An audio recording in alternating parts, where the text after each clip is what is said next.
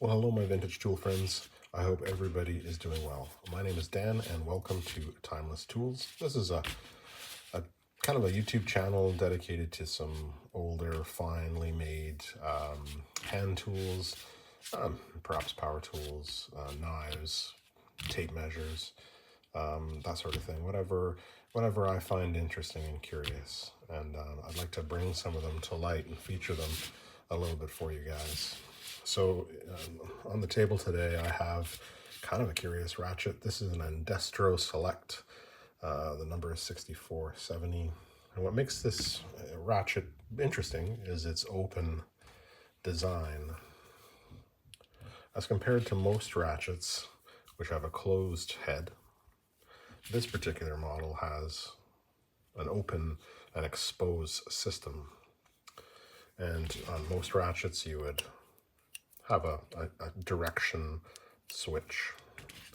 And on this one, you actually switch directions by engaging this button from side to side, and it will change. It's actually a beautifully made ratchet. It's made in the USA, and I've used it many times. It's beautiful to use. It functions very well. Although I would imagine with an open design like this, because you have, basically no portion that covers it, would be a lot weaker. Although the profile is certainly no different than one that's closed. I know it's quite often discussed that a ratchet like this gets full of grease and dirt, and that is certainly true.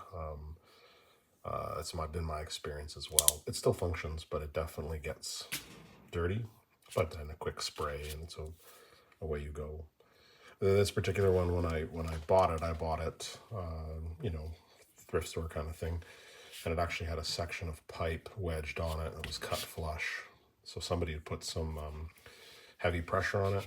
It didn't function very well when I got it, but it functions very well now, and you can probably see there's some galling on the teeth from some heavy work, which is part of its charm for me, of course.